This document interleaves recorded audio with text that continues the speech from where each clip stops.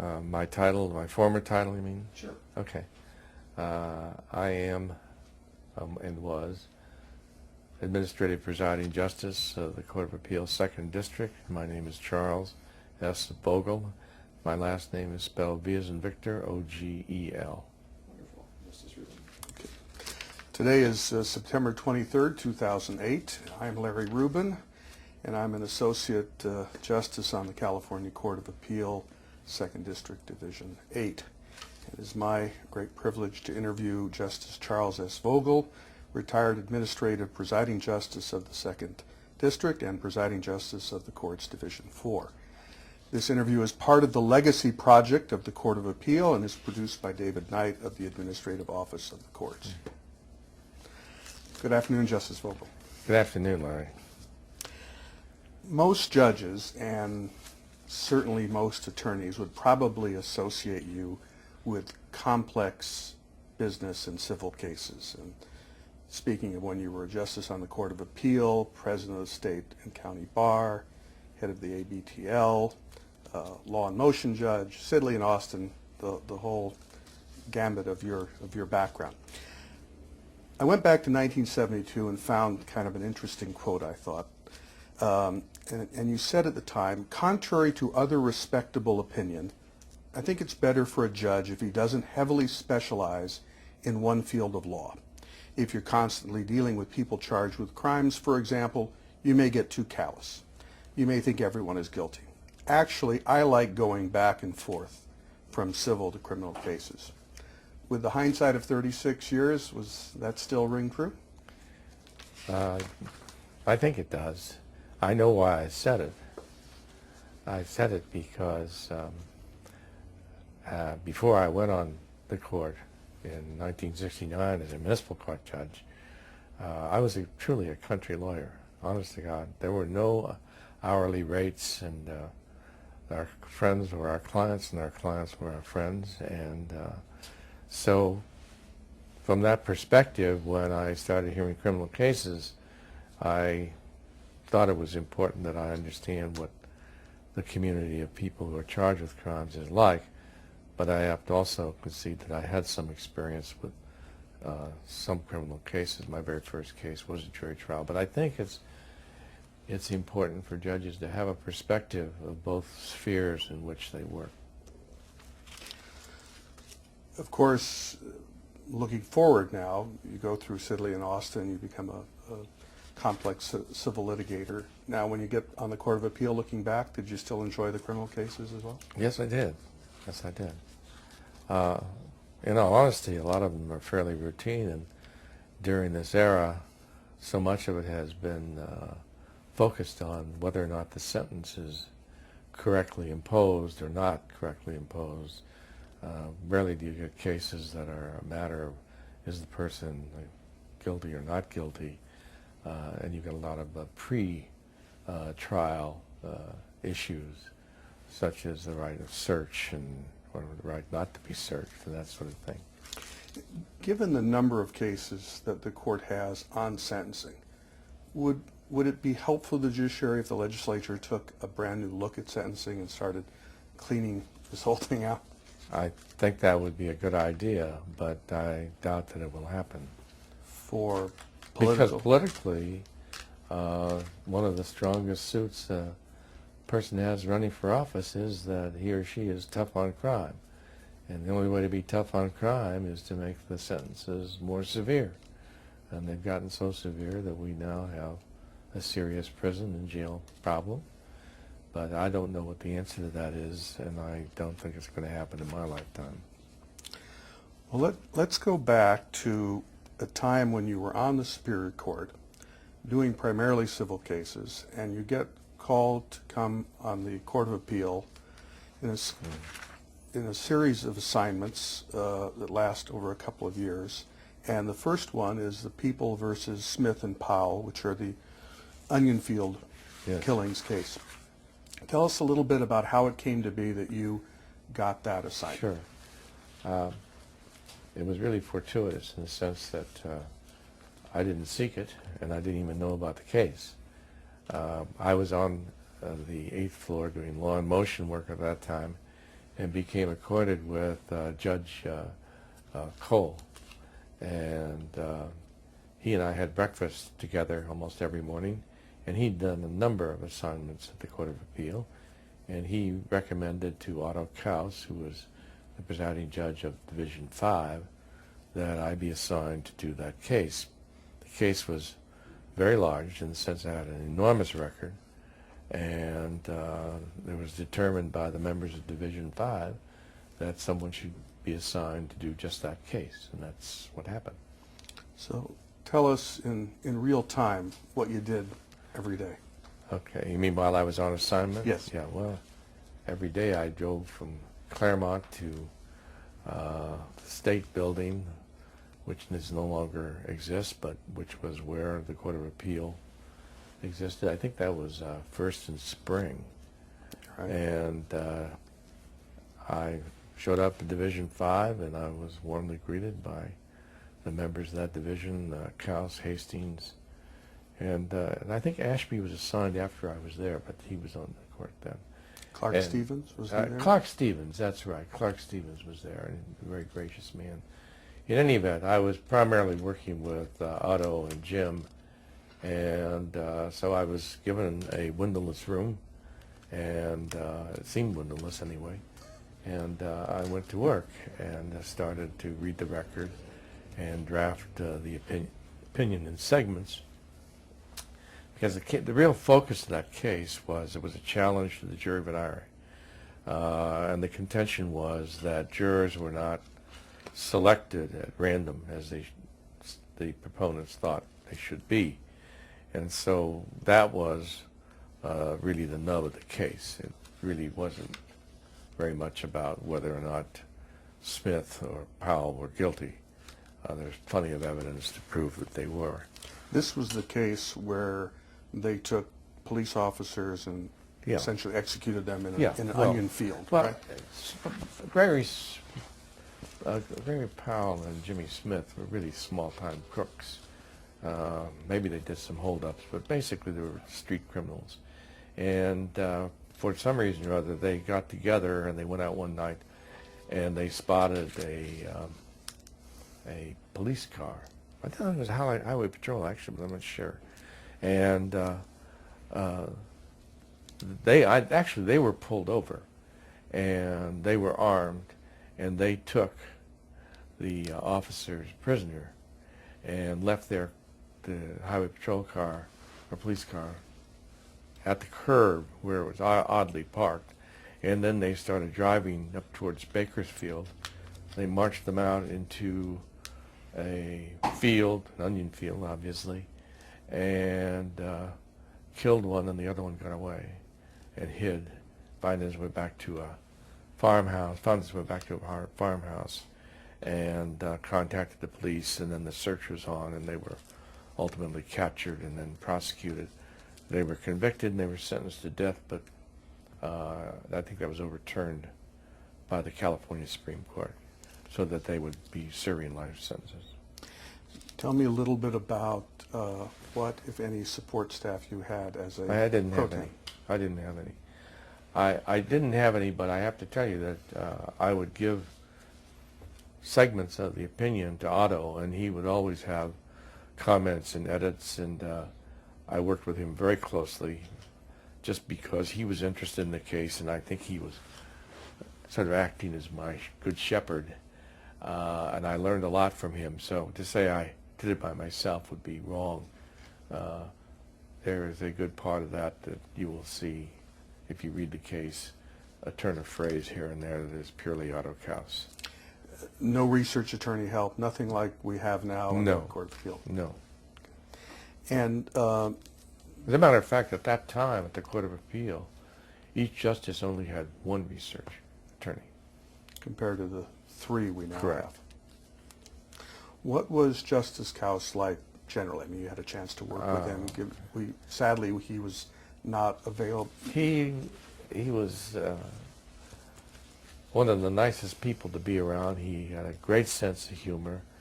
Of course, his Austrian accent was evident, and it made everything he said sound funny.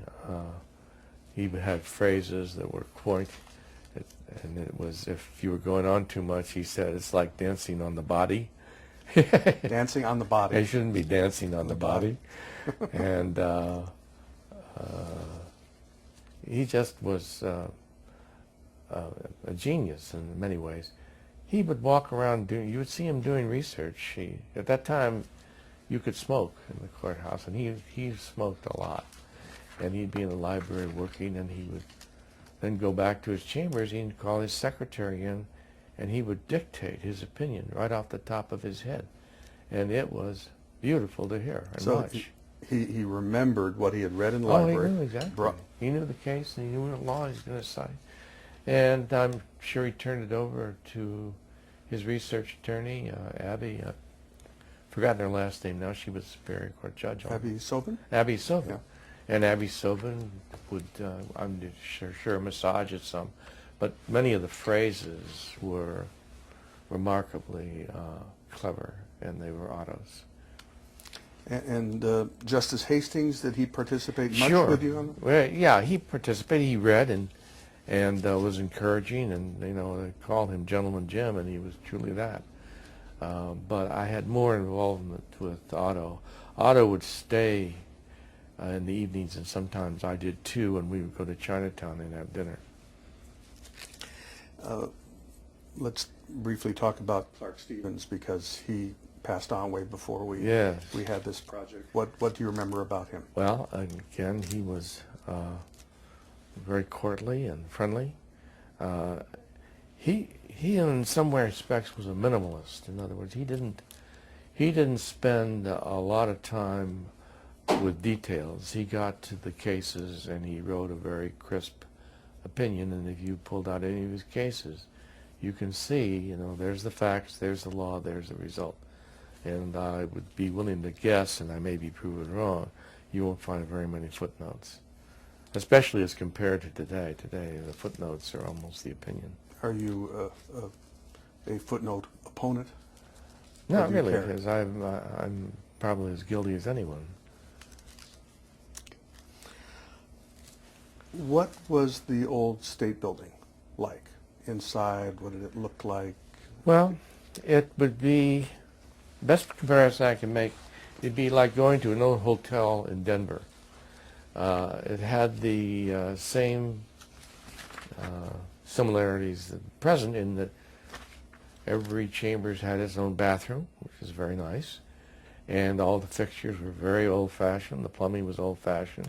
There were no Copper chains, fixtures. of course. No, Yeah. I don't remember if they were copper or not, but the exterior was, heavy brick, and it was a very solid building. The windows were metal.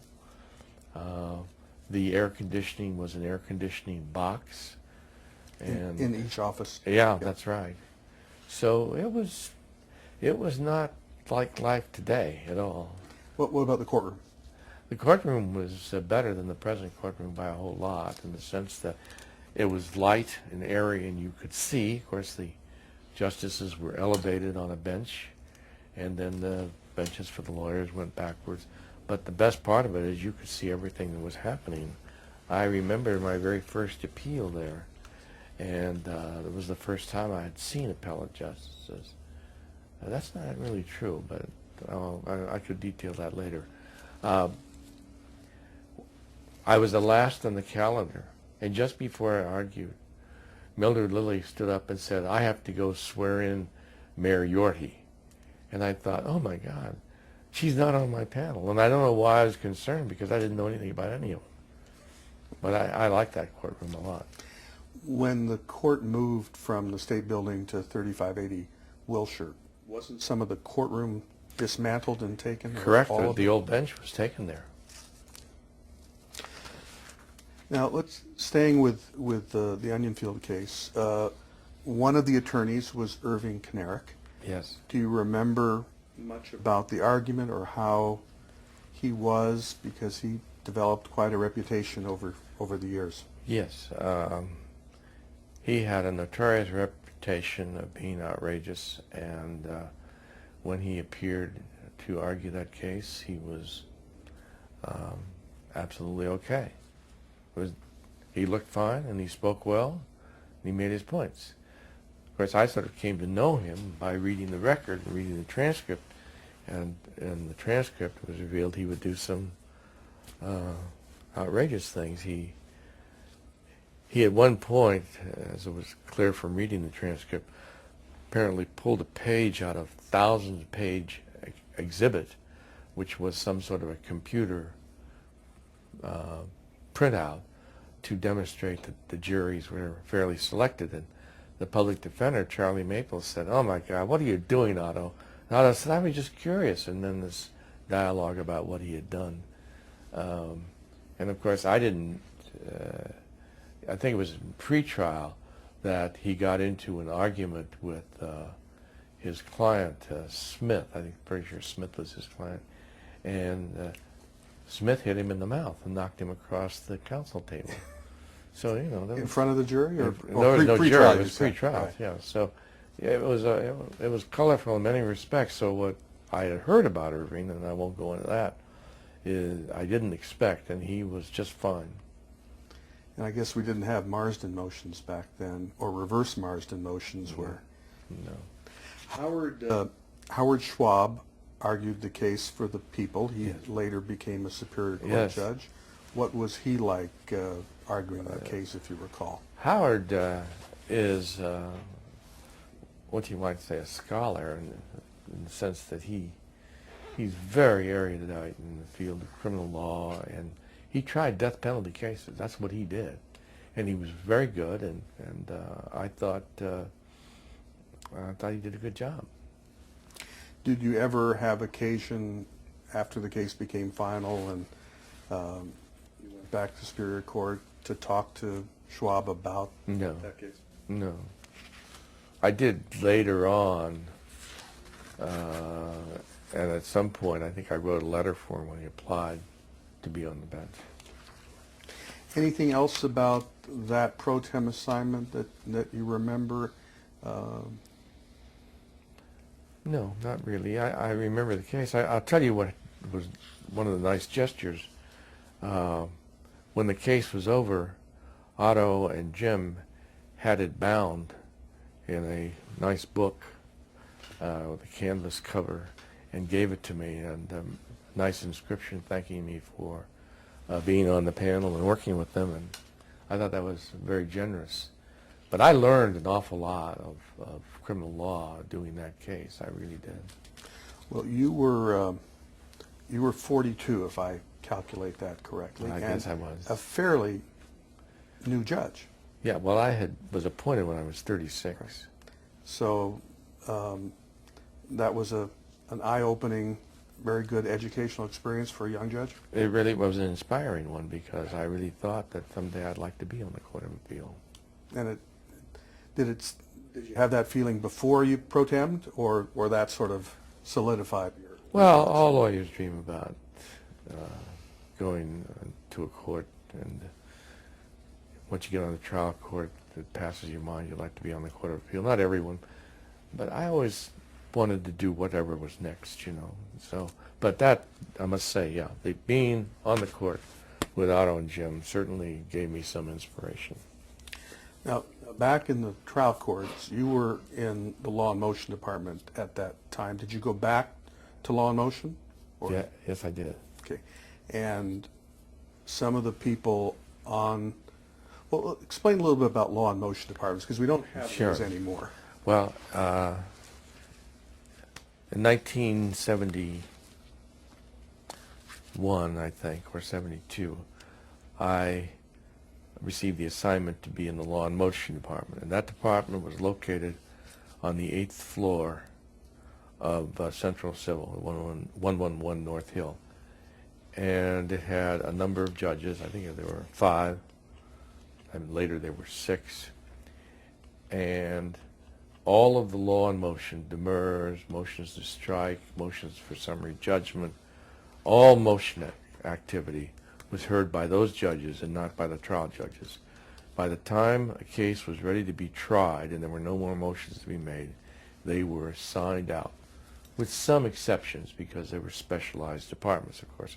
Obviously, probate, eminent domain, juvenile, Divorce. so Okay. criminal, so forth. So, but we heard every motion that could be made. So the exact opposite of the current direct calendar Exactly system. right. Exactly right. And they've included all discovery as well, which, by the way, I was admitted to the bar in 1959, the date the California Discovery Act was enacted. And before that, when I was a lawyer, we didn't have interrogatories, requests for admissions, and only depositions by agreement. So that's that. In '74, when you were in the Law and Motion Department, some of the other judges there were Dave Thomas, Sandy Lucas, Dave Eagleston, Jack Crickard, and Bob Wenke. Tell me a little bit about working with them. Okay. That was a wonderful experience, and every one of them are judges I have respected and still respect.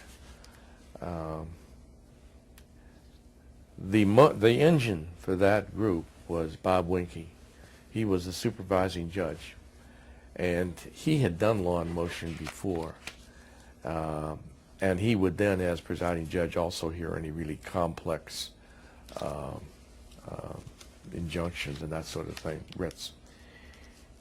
He got us together and said, we need to have a manual for this department, a law and motion manual, a discovery manual, a class action manual, because class action matters were now coming on fairly regularly.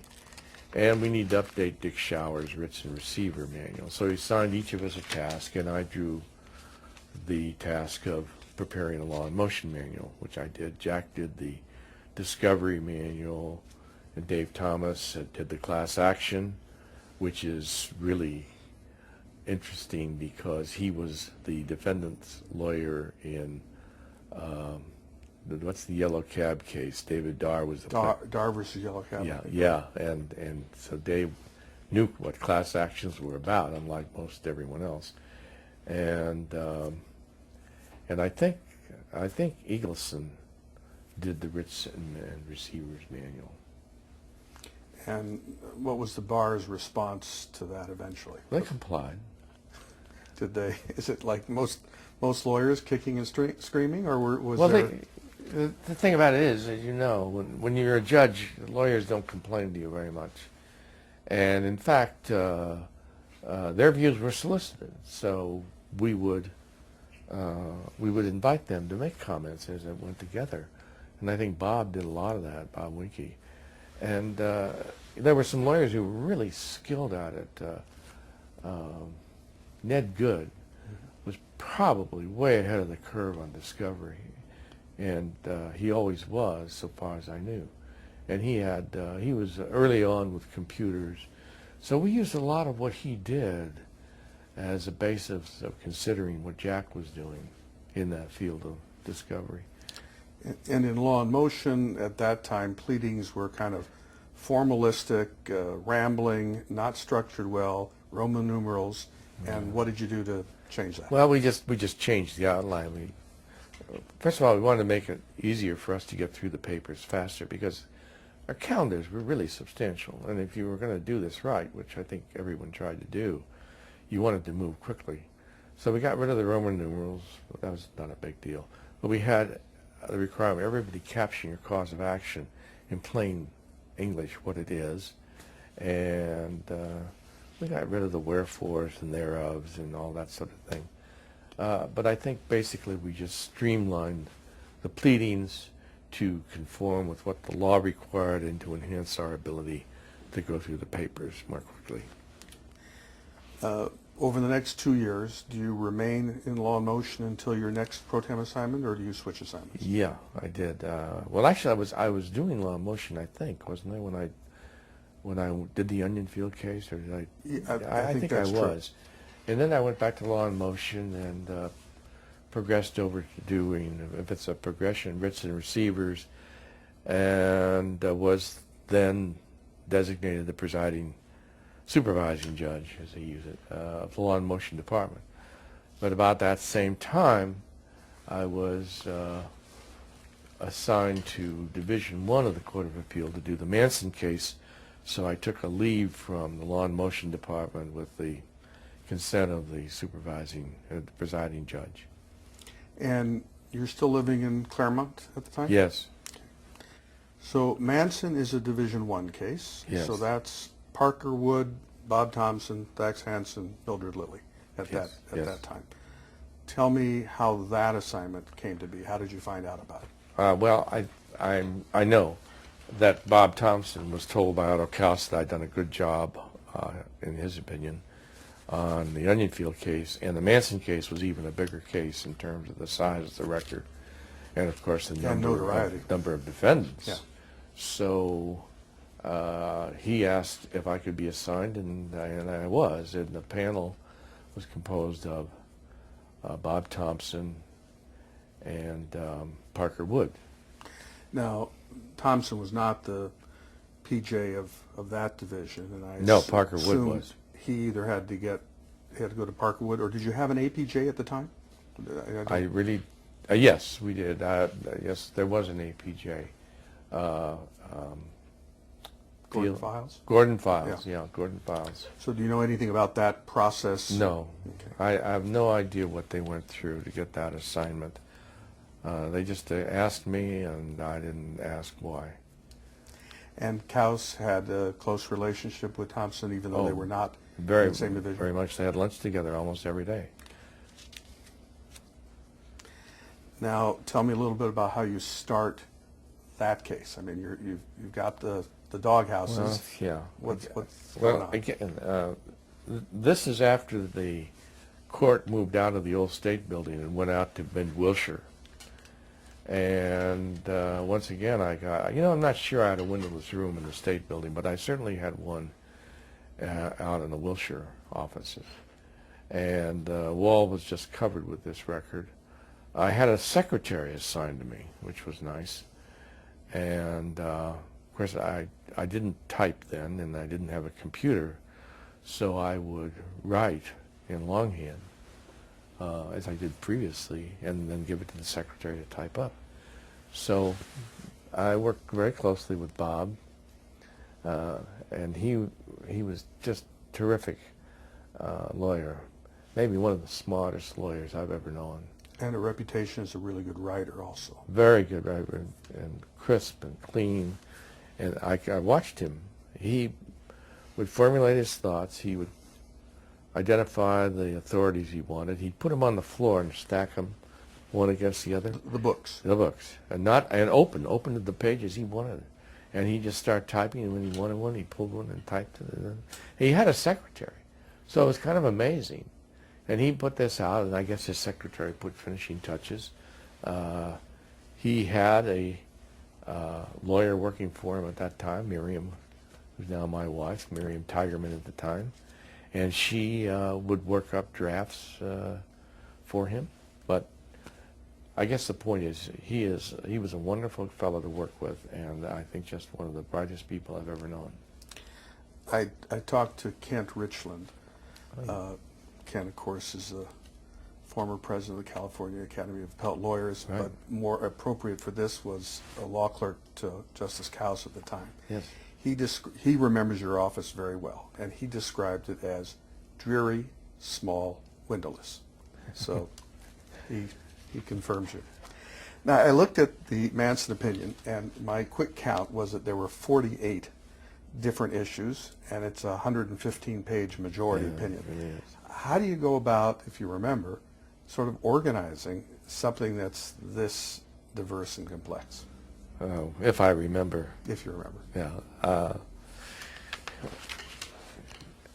Because there were four defendants. Am I right? 4 or 5. Sounds right. I should have read it before I came here. But there were 2 murders that happened at different occasions in which not all of them were involved. Manson was at all of them.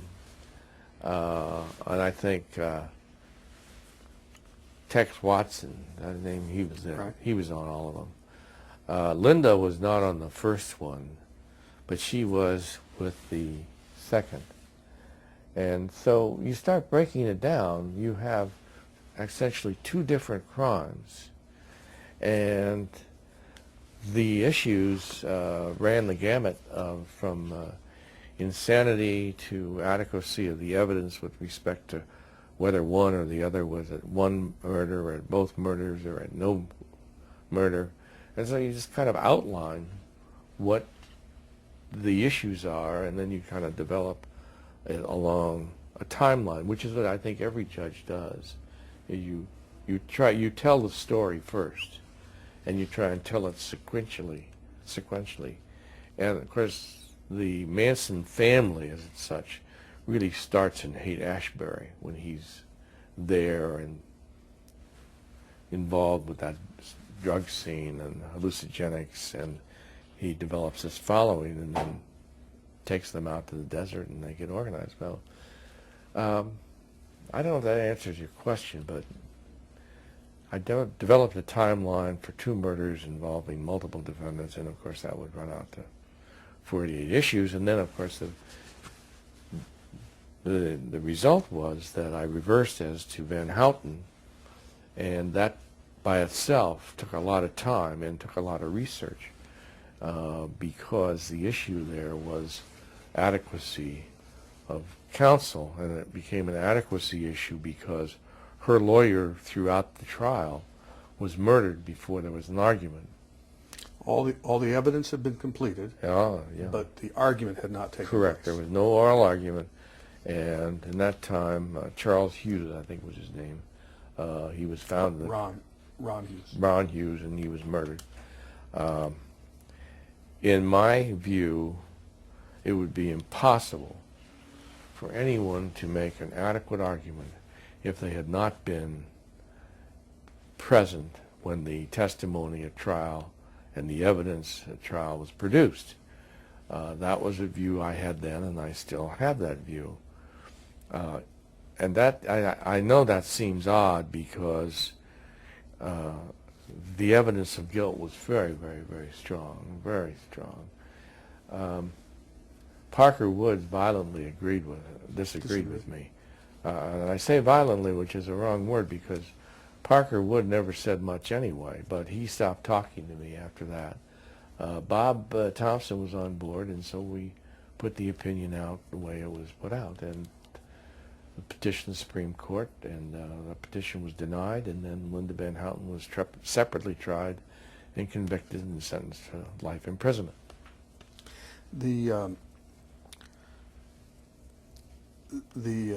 dissent, I guess Justice Wood concurs in dissent. He concurs in your affirmance of the conviction and dissents in that. He keeping with what you just said about it, he says in your dissent, he describes the majority as in this way: Ron Hughes's disappearance impact on Van Houten's trial was an alleged reason for reversal. Yeah. So I guess that was sort of his way of making the harsh point. I don't know what it means. I mean, alleged, does he mean that I made it up? That sort of doesn't make sense. He didn't really write it anyway. He had a lawyer who worked for him who wrote everything. I don't quarrel with the idea that he could write or did write, but he didn't appear to me to write. He was very much there and a very impressive man, but I don't know what he meant by that. I know he was angry about it. I knew he would be angry about it. You wrote in the majority this sentence: under our system of justice, expediency is never exalted over the interests of fair trial and due process. Yeah. No particular authority for that, but it's one of those sort of important precepts of our justice system. Sounds like sort of a core value. Well, it is, and I think if I was given a chance to look at the opinion, I would find some authority for that proposition. One of the authorities would probably be the United States Constitution. That might be it. We You take a drink of water. Sure.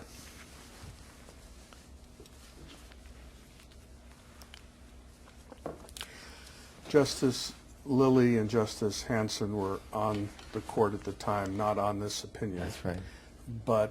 And they too also passed before we could do this project. Tell me a little bit about Justice Lilly, not just back then, but just your whole experience with her. Well, Justice Lilly was an extremely dignified, impressive woman, and she was well known not only for her ability as a jurist, but because she was a fabulous cook. You know, there's such a thing as Mildred Lilly's chocolate cake. I've had some. Okay, and she used to bring in bonbons that she had made. And she was very friendly and very warm, and she didn't give much attention or indicate any concern about the Manson case. It wasn't an issue with her. Facts I did not know well. He was sort of a hail fellow, well meant. I believe he had he wasn't a general, he was pretty close to it in the Army, and I was very proud of that fact. And in so many words, he told me that this wouldn't be a long assignment, that I could dispose of it rather quickly. So, How long did it take? well, it took a little more than a year, but I was out with pneumonia during part of that time. So I don't know exactly. And I may have had a few days to go back to the trial court. In fact, I think I did, because there was a period when others, Thompson and Parker Wood, wanted some time. So I think I went back to the court, and I think, I'm not sure about this, but I think I may have gone back to the trial court because I couldn't just jump in and out of law in motion. Probably out in Pomona. You went to a trial division, Yeah, trial department? Yeah, I think Right. so. Yeah, as a matter of fact, I'm sure of that, because I know why. Because I occupied a chambers that was, quote, owned, unquote, by another judge. There was a time, and during that time when I was there, judges would bid on the courtrooms. Oh, I know, it was Jerry Pack's courtroom, but he wasn't in it. In Pomona? No, No. excuse me, I went downtown to a trial. Okay. Yeah, and it was Jerry Pack's courtroom, and he came in to make sure that I didn't move anything that was important to him. Sort of a judicial adverse possession issue. Yeah, actually, I tell you, it was really a silly program, but the court was about 100 and it was 113 when I went on, because we 13 of us went on. You could do something like that and have enough courtrooms, but they would have when somebody vacated, died, or retired, that courtroom became available, and the judges, according to seniority, could then bid. And the most senior judge without a courtroom who wanted one would take one. So that's a long story, but it's sort of an interesting little fact about the old Superior Court. And it reminds you that when you left the Court of Yeah. Appeals sometime during that assignment, you Yeah, went back I did. to Jerry Pack's That's right. court. Yeah, and I heard a few matters there. But you're still living in Claremont, right. And what I was doing was, when I went to the Court of Appeal, I would drive to Pomona and catch the bus and take the bus downtown and then return by bus. So it was about a 6:30 to 6:30 drill. You finish the draft. Thompson would have their positions. Right. You now have oral argument, and Irving Kanarek is there again. Yes, sir. Remember anything specific about that argument as opposed to the Onion Field argument and Kanarek's performance? No, I think my memory of him is he was dignified, he was presentable, he knew what the case was about, and he made the points he wanted to make. It must have been kind of an interesting argument that Maxwell Keith, who succeeded Ron Hughes in representing Van Houten, he had argued the case to the jury, but now was coming before you saying, in essence, I was not competent to make that argument because I wasn't at the trial. How did that argument come about? Actually, I don't think he made that argument. Oh. I think what happened is I raised it at oral argument, and he realized that he had an opening, but that really wasn't, I recall, that was not part of the brief, and it was not part of his argument. I had already decided this before he argued, as you know. we do here, or you do here, True, true. most of the time. So did he pick up on this? I mean, was Yeah. he? Yeah, he did. He suddenly recalled all his constitutional law classes. Is- He was a delightful fellow. He had sort of a southern accent. He was referred to as the Ivy League hillbilly. He was a very, very charming advocate. You go back to the trial court after that's done. Let me back up for a moment. Both in the Manson assignment and the Onion Field assignment, you only work on one case for the Court of Appeals. That's right. Well, no, I had two. I had a. Instead of going back to a trial court, Otto assigned me another case to work on while they were treading water. Okay. And on that case, I was with Hastings and Ashby. Okay. And then you go back to the trial court eventually, right? Eventually, no. Eventually, I go back. I go back and see the presiding judge of the Superior Court, and tell him I don't want to be sent back to the trial court in Pomona because it just is too inconvenient and too difficult to carry on this life of being a downtown judge when you live in Claremont. Right. And he said, no, you can't do that. We'll let you go for a year, and you're the presiding judge of Law in Motion, and you're writs and receivers, and you'll do your year here. So I was there. Okay. And it's from that position that I left the court. Within about a year of coming That's back. right. Right. Now, Charles Older was the trial judge in the Manson case. Oh, yeah. He was a somewhat controversial figure. He was a flying tiger in the war. During your year back on the Superior Court, do you ever run into Older? Any conversations about the Van Houten reversal? Anything like that? Charlie was a man of few words. He said, I read your opinion, and I agreed with most of it. And you assumed which part he I was knew what he referring meant. Sure, I knew what he meant. Yeah, I knew what he meant.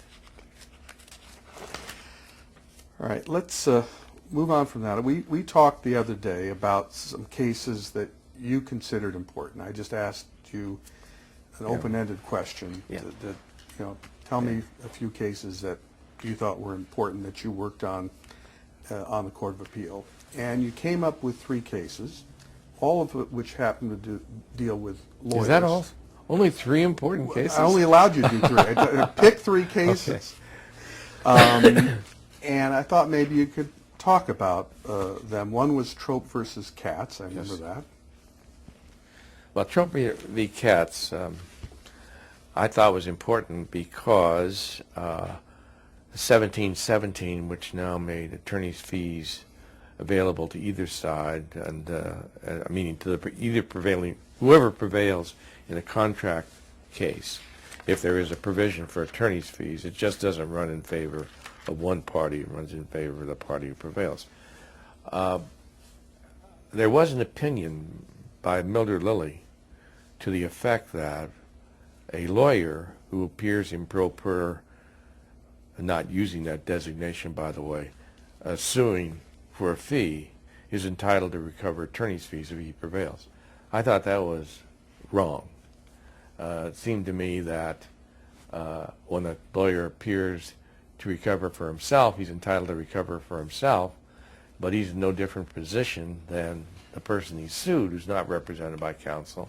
And so I concluded that the issue should be decided differently, and that lawyers do not have a right to recover attorney's fees when they appear in person and for themselves.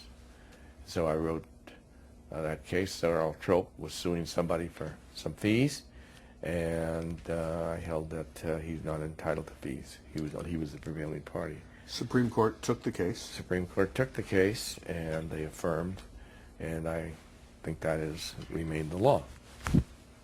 I thought what would happen is that, well, now lawyers, when they have a fee case, will just hire their best friend to go sue for it. But I've been disabused of that view because I've found out that lawyers who are offered those cases don't want to work for nothing, and the ones who have them don't want to pay anyone. So there you are. The second case was called State Compensation Fund versus WPS, having to do Yeah. with privileged material. What was that about? That case arose in a workers' comp case, and the plaintiff's lawyer was allowed to have access to several thousand pages of documents of the board, and under a provision that it remain confidential and be returned. When the case concluded, the records were not returned, and it became pretty evident to the board that all of a sudden all of the claimant's lawyers had all of this inside information. So there was a motion to compel that they be returned. And I thought that made perfect sense. And so I decided that essentially if a lawyer is given confidential information or has access to confidential information, and it's apparent to him or her that it is privileged, that they should notify opposing counsel and offer to return the documents. And that's how that case turned out. And recently the California Supreme Court issued an opinion, I think, called RICO versus Mitsubishi. Right. And they generously cited that case. They said, here we consider what action is required of an attorney who receives privileged documents through inadvertence and whether the remedy of disqualification is appropriate. We conclude that under the authority of State Compensation Insurance Fund versus WPS, an attorney in those circumstances may not read a document any more closely than is necessary to ascertain that it is privileged. So relying on your case, which was about 8 years old at the time. And that puts an affirmative obligation on the attorney who receives the document. He's not supposed to wait until something happens, I assume. He's affirmatively supposed to call the first attorney and offer it back. That's the intention of that ruling, in my opinion. The third case you mentioned was American Airlines versus Shepard Mullen. Yes. And what was that about? Well, that was about a very good lawyer who I've known for years, who was representing McDonnell Douglas, who had a new aircraft. And when an airline is interested in buying a new aircraft, it's not unusual for them to engage a lawyer to be involved in drafting that contract and working with the technical people. And that about the time this lawyer was working on that case, there was a partnership, for want of a better term. It may have been what we would call an LLC today, Right, in France, and they were interested in buying that aircraft. So the lawyer was asked by the French contingent to represent them, and he told McDonnell that he was going to do that. And McDonnell Douglas said, "No, you're not. You're our lawyer. What you've learned about this aircraft and what you know about this aircraft and what you know that we have bargained about, so we don't want you working for someone else with respect to this particular aircraft." The American Airlines probably was going to buy this from McDonnell Douglas. So he just said, "No, I'm going to go to work for him." And he did. And American Airlines brought a lawsuit against him and his law firm. And I read doing the opinion, I read the deposition transcripts because it was decided on a motion for summary judgment. And I read the testimony of the general counsel of American Airlines. And she said, "We give so much work to these big law firms. They think they can do anything they want." And something to the effect, "And we're going to teach them a lesson, and the bar's not going to do it, so we're going to do it." And so she really went after tooth, hammer, and nail. And this was one of those cases that arose in the transactional context, not in the litigation context. Yeah, that's right. That's right. And so the point of the case is that you can't work for one client and then go to work for a competing airline in the context where they're both involved in essentially the same business transaction. I think there's more elaboration on that in the opinion. There wasn't much money at stake. I think American Airlines got very little, but the principle was important. You mentioned those three cases as three that come to mind as important to you. Yeah.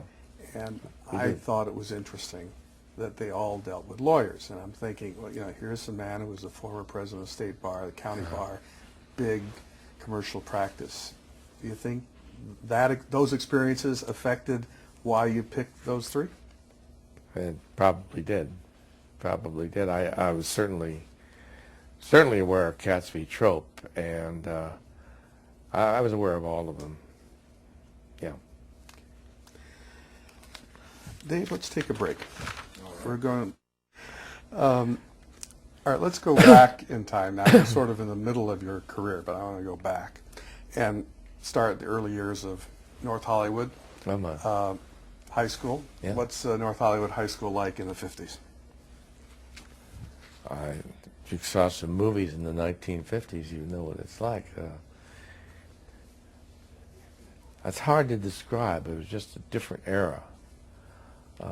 It was unusual to have a car. I remember I didn't get a car until my senior year. Certainly that was before drugs. Gangs, they maybe were gangs, but they weren't anything that I was aware of when I was in high school. There were clubs where guys wore sweaters and all, but it was a very happy time, and sports was very important. You played sports? Yes, I did. Yes, I did. What did you do? I played football and I ran track. Two sports which are utterly useless to me today. I wish I'd played tennis. But in any event, I did. Eventually you end up at Pomona College. Now, how does one get from North Hollywood to Pomona figuratively in the 50s? There are two components to that. One is I had an excellent, caring high school advisor, Mr. Berkowitz, and he asked me what I wanted to do, and I said, well, I don't know. I was being a smart aleck. I said, I think I'd drive a truck, and he said, no, you don't want to do that. And I thought, well, I'll go to USC. He said, I think you would like Pomona College. And I said, I don't want to be a farmer. He said, no, it's not a school for farmers. You should go out there and find out about it, and I think you'd like it. And so I did find out about it, and I did apply, and I did get admitted. And the other component is I had two wonderful parents who paid the tuition and cared for me very much and saw me through that. So that's how I went to Pomona. Do you recall your first visit out there? I mean, do you remember checking? Yeah, I actually do, because this is how the world was different. My parents drove me out there. Mm-hmm. You know, I think today that would be unusual unless you were in private school. It wasn't a public school. But they were interested, and so we drove out there and we met with the dean. I remember his name, Dean Saunders. And the place is beautiful, and he was very cordial, and that was that. And then ultimately I got a letter accepting me, and I went out there. Your major? I had two majors, really. It was political science and philosophy. I think I took more philosophy courses. Now, up to that point, or while you're a political science major, are you starting to develop an interest in the law, or does that come elsewhere? Yeah, well, actually, before that, my father was a businessman, but he always thought it would be a good idea to go to law school to be a businessman, not to be a lawyer. And so I was thinking about law school. And my roommate for all 4 years out there was very interested in going to law school, and he did, but didn't finish. Instead went on to become a successful businessman. As all people who drop out of law school seem to be. Yeah. So that develops into applying to UCLA and other schools, or did you just apply to UCLA? Well, actually, Pomona has a relationship with the University of Chicago Law School. And every year there's a scholarship given to a member of the senior class to go to Chicago. And that was given to me. And I wanted to know what it was about, so I went back to Chicago and saw it and decided I didn't want any part of it. So then I came back here and I applied to Pomona. I applied to UCLA School of Law, which was a very new school then. And I stayed for about 2 months and left and went in the Navy. Went to my draft board and said, look, you're going to draft me anyway, so why don't you just draft me now? And at that time, all the branches were drafting for a short period of time. The Navy discovered that was a great mistake. If the college graduate who wanted to be drafted didn't want to go to officers training school. So after about 6 months, the Navy decided to just give everybody who didn't go to officers training school a good conduct discharge. And so I went home and I applied again to UCLA School of Law, and then I started. Going back to Chicago for a moment, you didn't like the school, you didn't like the city? I didn't like the neighborhood it was in. It's a tough neighborhood. They had baseball bats in racks, you know, and I thought, I don't want to live in this environment where I have to be worried about crossing, I think it's called Hyde Park. It's the south side of Chicago. It's tough. It was a tough neighborhood. So I grew up in Studio City. I wasn't used to that sort of thing. you go through basic training in the Yes, time I in the did, Navy? What was that like? That was real education. Can we stop? Yes. All right, we are rolling again. In the Navy, did you go through basic training? Yes. And what was that like? That was an introduction to what the rest of the United States is like. And, you know, you meet people from all different states, all different walks of life. And most of them are high school graduates or not. And I don't know what else to really say about it. Oh, was eye-opening experience? Yeah, sure. I mean, it was a whole new world, a whole new cast of characters in my life. And at that time, I'm sure it's different now, but racist attitude was real. I mean, the drill sergeant we had, or actually he was a chief petty officer, he would say the most horrible things to the black fellows. He'd pull up and say, your skivvy shirt looks the color of your skin, wash it. You know, things like that. They got away with that. And they would, you know, I wasn't used to people being this aggressive, but they'd get us up in the middle of the night and you'd throw all your mattresses out on the ground and scrub everything and then march back and forth. You know, it was really ridiculous, but it was an eye-opener. All right, so you go back to UCLA. You're more mature now that you've been in the Navy. Hopefully. You go out and room with some guys in Malibu. That's true. And become a model student. Yeah. Or yeah, what? Yeah, well, no, actually. You know, I'm telling you, yeah, I'm sure it was about Malibu. It was right at the beginning of Malibu. I even know when I've been out there about where it is, and now it'd cost $1 million to buy it. But it was a dump. And 4 of us rented it and cooked for ourselves and played a lot of volleyball. Like the volleyball you see now with 2 people. Beach volleyball. We were short and we wore normal bathing suits, you know. But that was a great time. And we had some very friendly neighbors. And I was not being very diligent about my studies. As a matter of fact, I never went to a constitutional law lecture, ever. I maybe went to one. It's because I knew the professor's name, Arvel and Alston. And I didn't do that well. My grades were okay, except in contracts. I got a very bad grade. And so this had to stop, so I stopped and pulled out of there and went and rented an apartment. Actually, I went back to live with my parents for about a month. And by this time, I was too grown up to live with my parents. So my father was generous again. He said, I'll give you $50 a month. And with what I had, that was okay. So I rented a room with a couple who were professors at UCLA and sort of lived like a monk. And then my grades got very good. And you went straight through, right? You went. That's right. I didn't take the summer break. At that time, you could go and take classes during the summer at the law school. So I graduated in January of '59. Close friends you developed while at UCLA Law School? Yes. Louis Silverberg was also at Pomona College. He was in law school, and he's a lawyer in San Diego. We've stayed in touch all these years. Ralph Shapiro was a year ahead of me, is one of my closest friends. So, yes.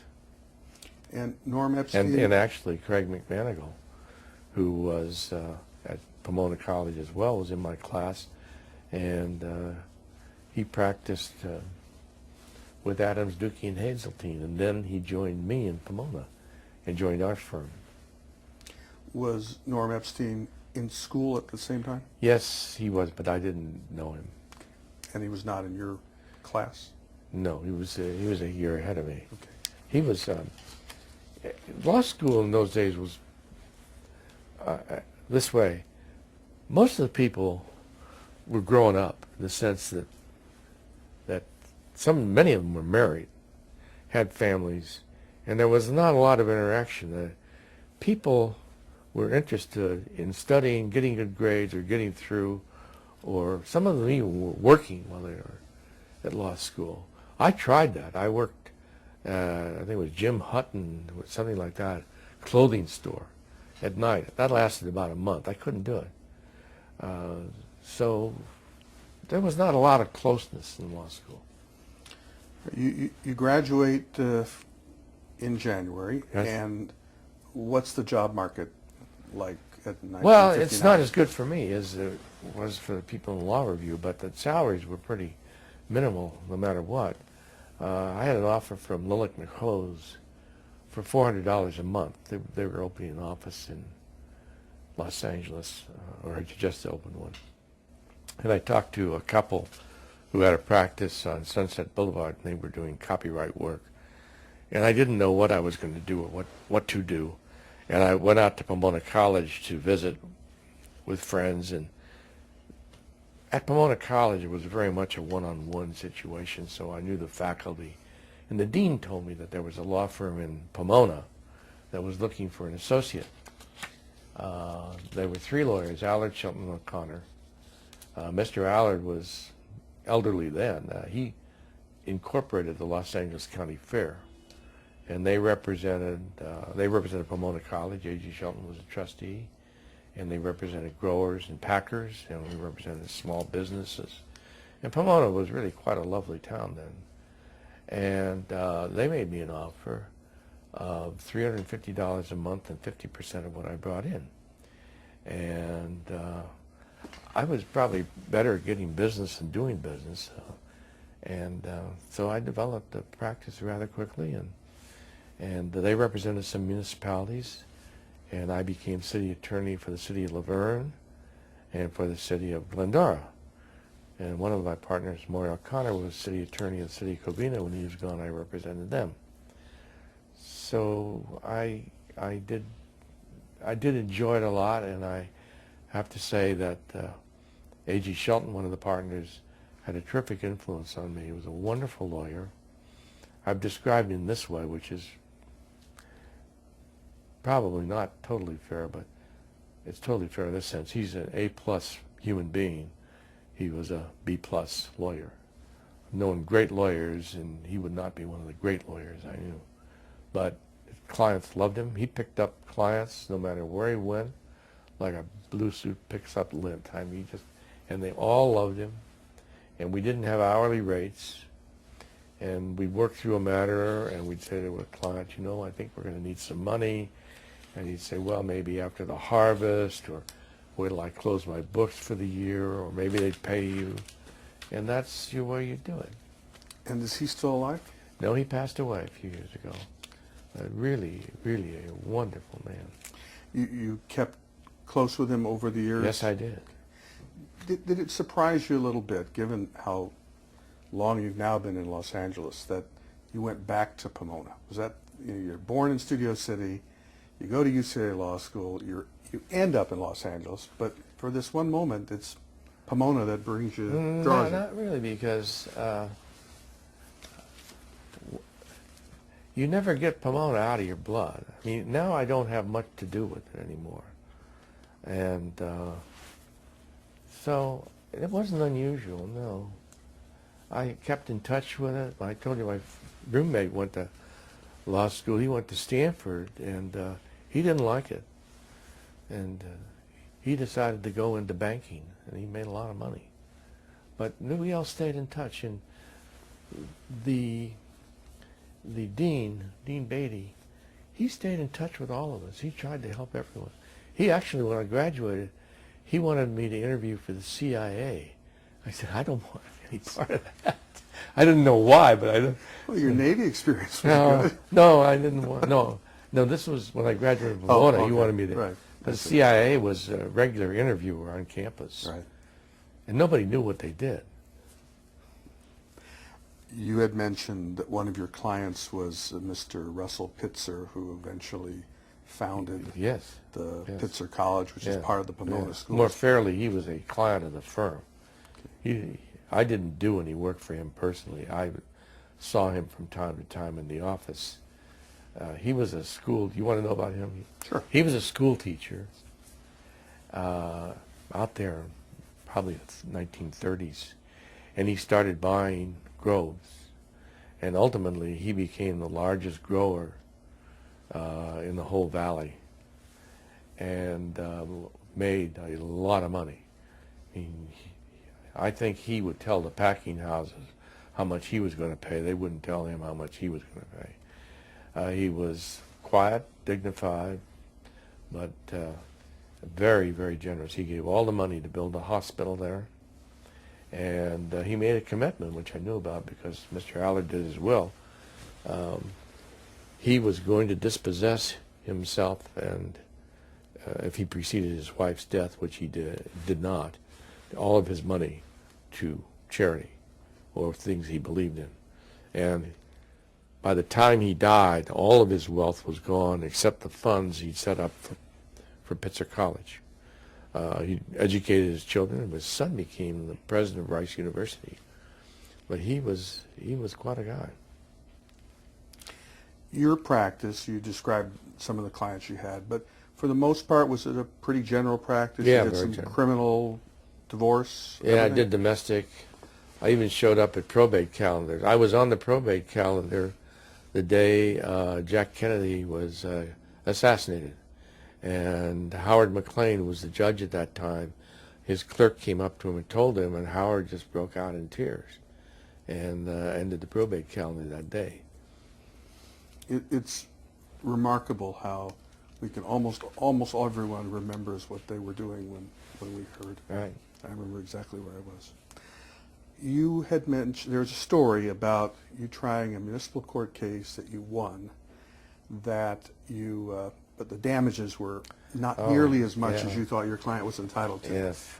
What happened there? Judge Al Snido, who was one of the two judges on the Pomona Municipal Court, which is really called the Mount San Antonio Municipal Court. I tried a case to him for a concessionaire at the fair, and I won, but he just awarded minimal damages. And so I saw him at a bar association meeting, and I spoke to him and said something like, Judge Snido, how wonderful it was to appear in front of you and to try this case, so and so. But I was curious how you arrived at your damages. And this is what he said exactly.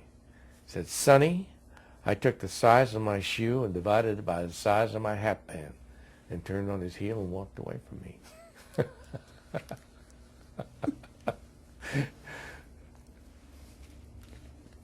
I take that measure is never found in any of your opinions. I never found one that worked like that.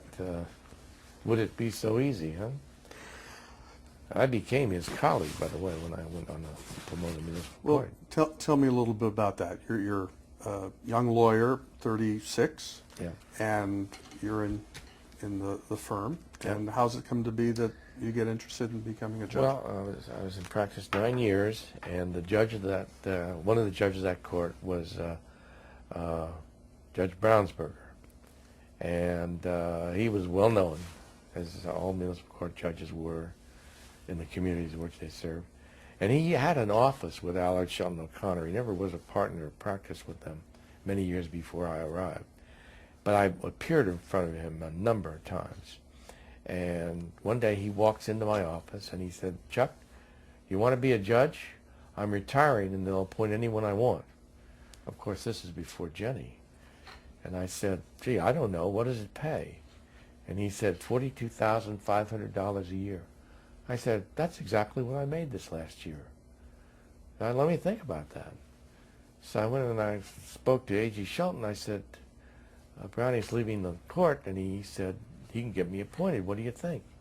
He said, "Chuck, the good lawyers never become judges." So I applied.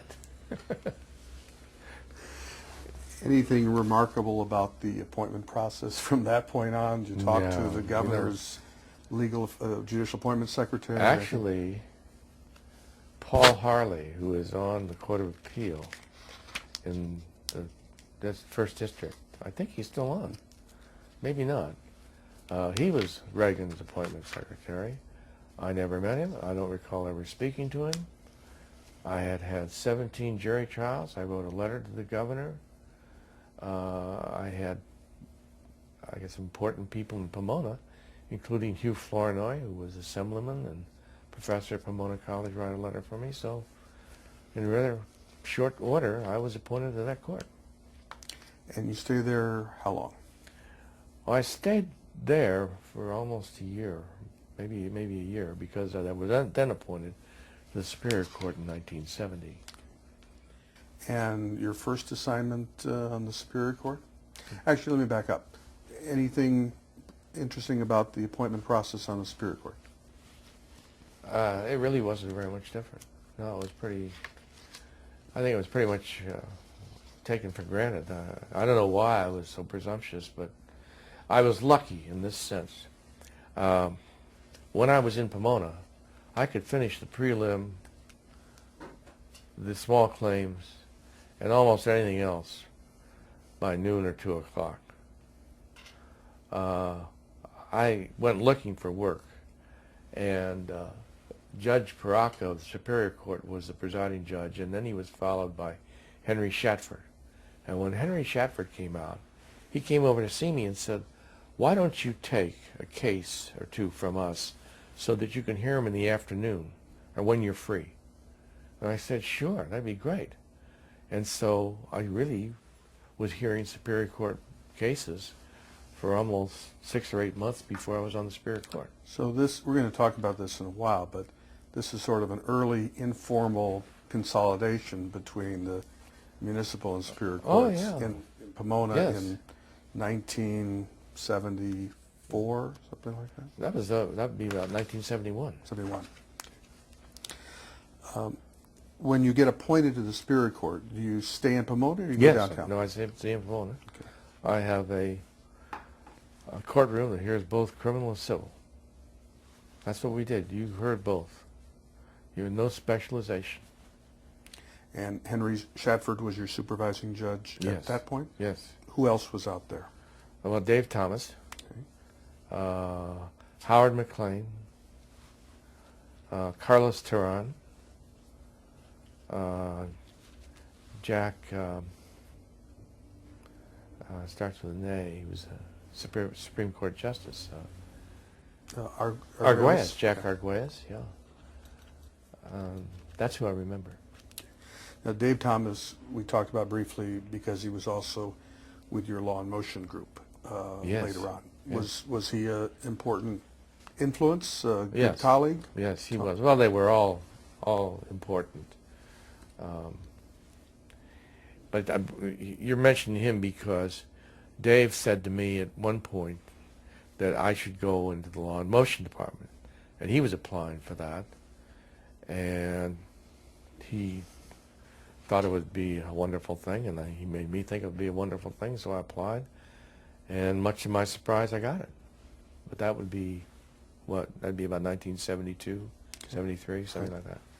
So you're in a general trial court in Pomona. Right.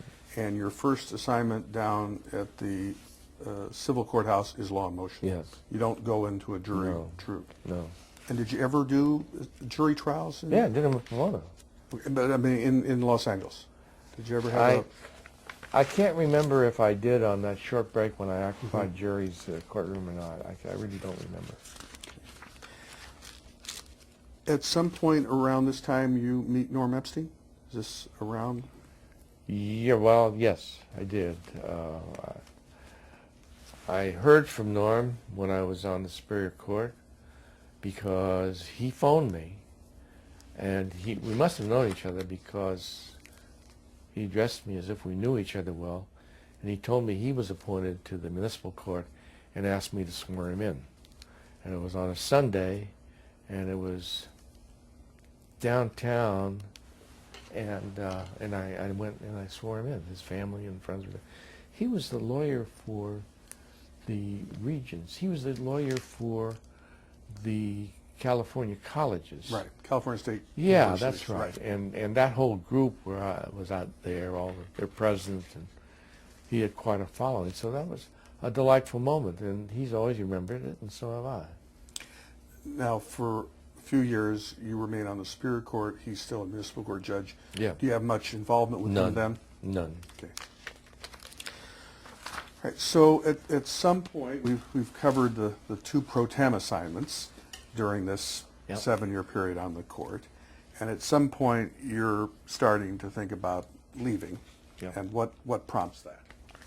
Well, a number of things. One thing is this commuting is impossible. But I had it in my mind that I surely would like to be appointed to the Court of Appeal, but it would depend upon who was elected governor. And that time, Jerry Brown and Hugh Flournoy were vying for the office, and Hugh was a good friend of mine. I'd say a good friend of mine. And Was that from the time at Pomona College when he was a professor? Is that well, he wasn't my professor, but it's when I was living in Claremont, and I knew him as a professor, and I knew him socially. So yes, it was from that time. And when he wasn't elected, I was pretty sure that I was toast as far as going to the Court of Appeal, as I was a Republican, and the way I've always viewed it is the governor ought to pick people on his own party, and only otherwise in exceptional circumstances.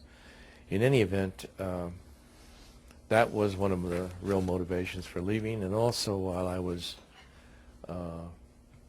the supervising judge and of the law in motion, I've been approached by lawyers to leave the bench and join law firms, and one of those was one of the lawyers was Peter Ostroff, who was then at Nossaman, Kruger and Marsh, as it was then known. The Marsh, by the way, was my professor in corporations at UCLA. That's Harold Marsh. Harold Marsh. Now, there is a great lawyer, a really great lawyer. He was. And so I left and joined Nossaman, Kruger and Marsh. Now, Bob Thompson had been at that firm before. Yes, he told me that he was going to leave the bench and return there, which he didn't do. And that was a disappointment to me because I'm not sure that I would have joined Nossaman or that I would have left the bench, but I probably would have left the bench.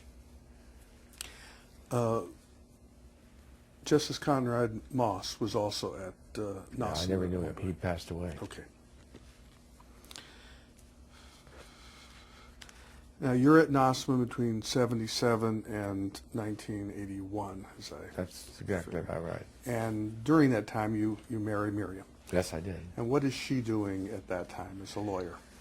Well, she is a practicing lawyer in Century City, and she was a partner in her firm, Maiden, Winthrop, Rosen, and somebody, and Vogel. Anyhow, it's the only time my surname has ever been in the firm. So she's practicing law actively. She started Wyman Boutzer? Was that her? Actually, she did. She Yeah. started at Wyman Boutzer, and she left there to go to Horvitz Levy, and then she went back to the firm that I just mentioned. And what was that like, the two of you practicing law? Is that Well, hard? I don't know. I actually no. It lends for some compatibility because you have a common interest, and it worked out pretty well. I mean, she's a great woman and a great lawyer, and there was nothing wrong with that marriage. You leave Nosman about a year after Peter Right, Ostroff leaves. right. Tell me the process by which you decide to Well- leave Nosman and go to Sidley and Austin. Well, Nosman's a fine law firm, but at that time they were in a little disarray because of some disagreements among partners, and they had people leaving. And Peter went off to join Sidley and Austin, which is a Chicago law firm, and established themselves out here by acquiring a firm called Schutan and Trost, which was a basic bankruptcy practice. Matter of fact, it was a pretty high-profile bankruptcy practice. And so Peter was there by himself, essentially the only non-bankruptcy lawyer. Doing and litigation. Doing litigation. And so I interviewed a number of firms. I don't think I told you this when I met with you before, but at that time, Bert Pines was in the process of looking for a firm. He had just left being city attorney. Right. And so we would have breakfast at the Pacific Dining Car a number of mornings and compare notes, and we were all interviewing. We were interviewing a lot of the same firms. And the most important thing to Bert is that they put his name in the firm. And the most important thing to me was that they pay me the most money I wanted. Well, he got his name in his firm Yeah. eventually. He went to Altshuler Grossman Yes, he did. Pines, right? Yes, he did. And that's about the same time, 1981 or so? That's right. That I went to Sidley and Austin. Any concerns about joining essentially a satellite operation of a major international firm that's located elsewhere? No, I didn't think so, and I still don't think so. I think it was a terrific opportunity. I was treated fairly, and I got good work. I told you one of the things that happened while I was at Nosman is I picked up a very important client. It's the largest landfill south of Santa Barbara to the Mexican border, and a lawyer I knew in Covina represented them generally, and they were having a lot of problems, environmental problems. They were really coming on the scene. So I acquired them as a client, and I told the president that I was going to leave, and the owner of the company, Ben Kazarian, and he said, well, that's okay. I said, well, you have a lot of people at Nosman who know your work now. He said, no, I'm going to go with you. Tell them to send me a bill, and I'll pay it up, and I'll pay you at Sidley and Austin. And so he stayed with me, and that gave me a pretty good lever when I went in. Now, you come in, there's you and Peter Ostroff, Right. no associates. No associates. So how do you start servicing Well- that client? Well, I tried on my own, and I couldn't do it because the EPA and the State Water Board and everybody and their brother was going after BKK, and there was a TRO, a second. So I realized that what I should do is get Miriam into this, because Miriam thinks fast, writes well, and is very, very efficient. I mean, you may know that as a colleague of hers. I do. She's extremely efficient. So I talked to the client, and they said, that's great. And I told Sidley that's what I was going to do, and they said, well, we could send somebody from Chicago. And I said, that won't work. And they said, okay, do it your way. And so Miriam and I started working together. We won 13 injunction cases for Ben Kazarian. And ultimately, she took the client away from me because he was very impressed with her. But stayed in the family. The money stayed in the family, right? Right. You told me one case where the sheriff comes out to one of the local offices or Well, I'll tell areas. you, yeah, I remember telling you this. The sheriff showed up at the office at the landfill. That wasn't the office, but that was where the operations were. And a deputy district attorney and a sheriff showed up, and with a search warrant. And what they were after is the weighmaster records. Every big landfill weighs the trucks because they charge what's called a tipping fee. How much are you bringing in? And the idea was actually spawned by the district attorney of Ventura, who realized that he could go, if he got the weighmaster records all around, all counties, he would be able to assess fines for 4 years backwards, which you're talking billions of dollars. So anyway, I get a call. I'm in San Francisco at the EPA, as a matter of fact, doing some work for BKK. And the fellow at the landfill calls me and tells me that its DA has a search warrant. And I said, don't give him anything. And he said, well, they're going to take me to jail. And I said, don't worry about that. Let me talk to him. So I talked to this district attorney. I said, you're aware that I represent BKK. Why don't you phone me first? Why don't you give us some advance notice? Now you're out there threatening to arrest this fellow who hasn't done a damn thing wrong. Can't you just put it off until I get back?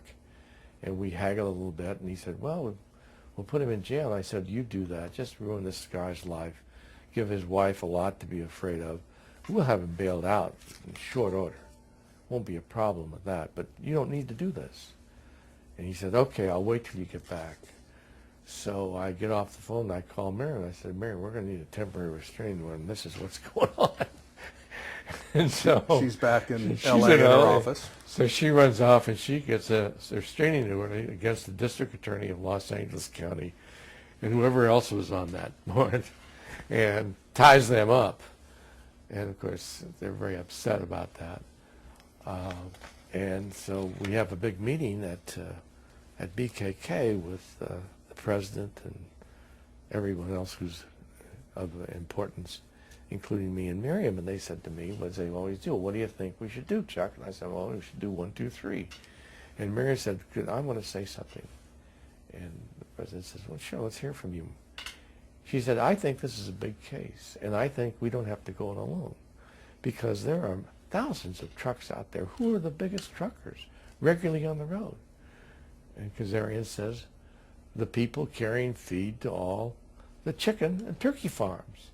And she said, well, do you know who they are? He said, sure. She said, let's get every big trucking outfit we can to join with us in this case. They'll not only pay for it, it'll have a lot of consequences. And Ben loved it. And so from then on, she was in charge.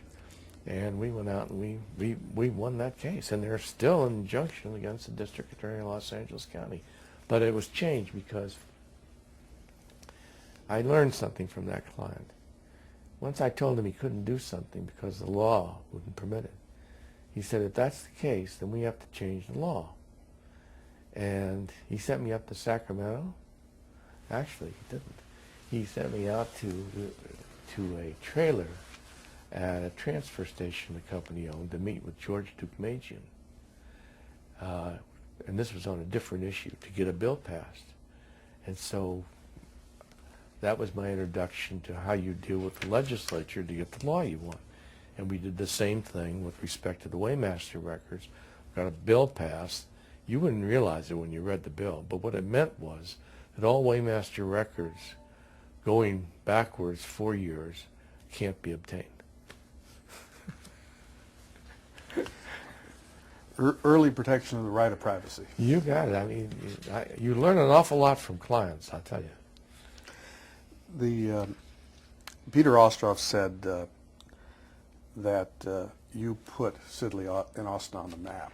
That was overly generous. Well, by the time you leave, it's a major West Coast firm, correct? Yeah, I think so. Yeah, we had about 100 lawyers. During that time, you become president of the county bar. Yes.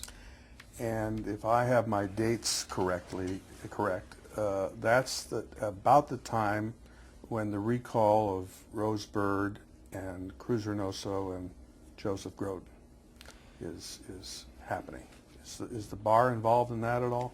I don't think so. I think that was before I was there.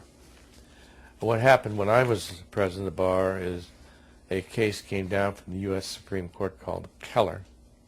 The Unified Bar case? Yeah, and so that meant that there would be restrictions on what the bar could be involved in, which, in the view of many, adversely affected the Conference of Bar Delegates meetings and resolutions they want to pass condemning this, that, and so forth, which they did regularly with respect to Rose Bird and all of that. But so I became president of the bar. I remember my first speech, I irritated the delegates very much because I said, Keller's come down and we're going to follow the law. So there will be some restrictions on what you're going to debate. And boy, I got an earful about that. So the year passed very quickly, and it was a great year, and it was over with. What other things do you recall from that year? Oh, what other things? Well, of course, I think we finalized MCLE that year. Oh, I know what we did. When I became president of the bar. County bar or state bar? I moved forward. Were you talking about county bar? I just wasn't sure what you were. Oh, I'm a state bar. State bar, right? When Yeah, when I was president of the county bar, it was pretty much vanilla. There wasn't a lot for me to be involved in. We may have been involved in the Rose Bird issue, but I don't have any memory of it. But state bar, we did do something, a number of significant things. I think we finished up MCLE, but I had a notion when I became president that the backlog in Los Angeles County, which was humongous, had to be resolved.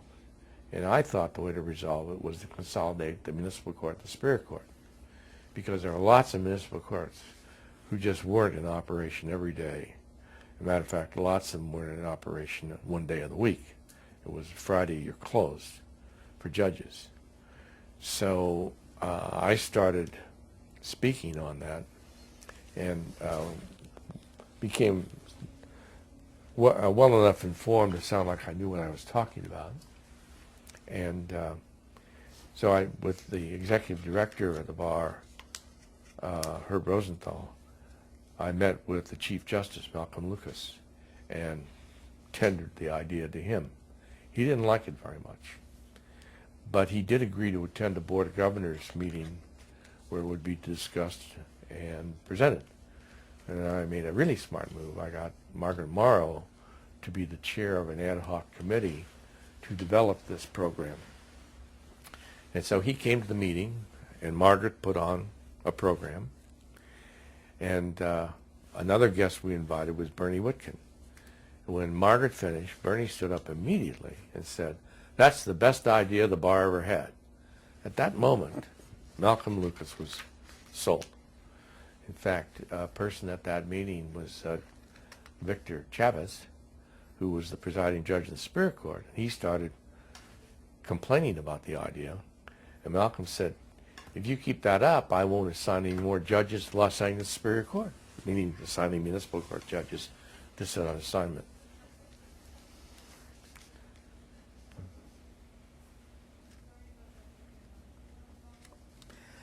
Now this is in 1990. We're now 18 years down the line. We've had unification of the trial courts for about 8 years. It became an important issue for Justice Lucas, Chief Justice George. Has it worked? I think it has. I think it has. You know, to put it bluntly, in my mind, that it doesn't take a brain surgeon to run a jury trial. If a person is competent and has a decent work ethic, and competent common sense, you can follow the rules. And the LA Superior Court does a great job of educating its judges. Every anybody goes to Judges College, they have a bench book, and it's not that difficult. So I think it should work. You always hear the kind of complaints that, well, so-and-so was a municipal court judge, he or she is over her head, and we shouldn't have had consolidation. I think I've heard the same thing about people who were appointed to the Superior Court, you know. So I don't put any stock in that. I think that it's pretty hard to run a court that size. But, you know, consider the Chief Justice's responsibilities for, what is it, 1,300 judges? So for somebody to be the presiding judge of about a 500-judge court, is it 400 or 500 judges? Yes. He can't possibly know how it's all functioning. So I would get myself in a lot of trouble if I were president of the bar today, because I would recommend splitting the county. But you'd have to do that over time, because the assignments are made with respect to where people live. So that would be harder, maybe not possible. But you asked me, do I think it's working? I think the proof is that it is working, yes. While you were president of the state bar, there was a man who graduated named Maxie Filer. Does the name sound familiar at all? He had passed. Oh, he took the bar 100 times. 48 times. Yeah. Do you remember that story? Yeah, I remember him. I remember that. I remember I had some contact with him. Your quote at the time was, if he tells a client he's going to take a case all the way to the Supreme Court, I'd be inclined to believe it. Yeah, right. And ironically, his son, Kelvin Filer, is now a Superior Court judge. But you No, I don't contact know. with him? No. Okay. All right, you're still at Sidley, and Miriam is appointed to the Court of Appeal. Yes. She was appointed to the Court of Appeal the same day I was elected president of the state bar. And eventually the Met News honors you as Persons of the Year. Yes, that's right. Tell me a little bit about the process by which she got appointed. How did she get appointed? Well, you know, I'd like to say it was pure merit. I mean, she was a very good judge. She was in law and motion, and I think she was very well respected. But the fact of the matter is, she was at that time a registered Republican. She was a registered Republican when I met her, which surprised me. But my pitch to the appointment secretary initially, when she was first appointed to the Superior Court, was, you don't get many Jewish Republican women applying for the bench. This would be a good appointment for the governor. So I think that played out, and also I think that she established a terrific reputation when she was on the trial bench. So she was a natural. And that's where she wanted to be. And that's really what she was best equipped to do. And that, in part, stemmed from the time she was with Bob Thompson and learned under him. Absolutely. Now, you then decide to leave Sidley. Right. How does that come about? Well, again, that goes back to my old ambition to be on the Court of Appeal. Pete Wilson was the governor. I had what I thought would be good credentials, and so I applied, and I got it. And you take the position formerly held by Chief Justice George, correct? Yeah, actually, I took the position that he vacated, and I engaged his lawyer, his secretary, which was his recommendation and a very sensible thing to do. Bess Romero. Bess Romero, a wonderful woman. And you've commented over the years about how strongly you feel about the importance of how judges work with their research attorneys and judicial assistants. Yeah, I do. I think they can make you or break you. And when I say that, I want to be clear that I don't mean that I'm in favor of the lawyers writing the opinions. I think it's a big mistake for anybody to be on the appellate court and not write opinions himself or herself. But given what the caseload is, and given the nature of the caseload, it is critical that they do a lot of workups, but only after judges have read the briefs And judges ought to get into the records, justices. And justices should write opinions sometimes, I think, a couple of times a month, because it's not that difficult. And because you don't understand the discipline, you don't understand what this process is about unless you start trying to organize an opinion. It kind of goes back to a question you asked me earlier. There were 42 issues in the Manson case. Mm-hmm. You've got to carve up a case into its important parts and discard the rest of it and then write about what's significant in an intelligent way so that when someone reads it, they know what the case is about and they know why you decided the way it is. You have to demonstrate that to your lawyers so they don't respect you. Pretty soon they'll take the calendar away from you, and that happens. I've seen that happen. And if people are comfortable with that, I'm not.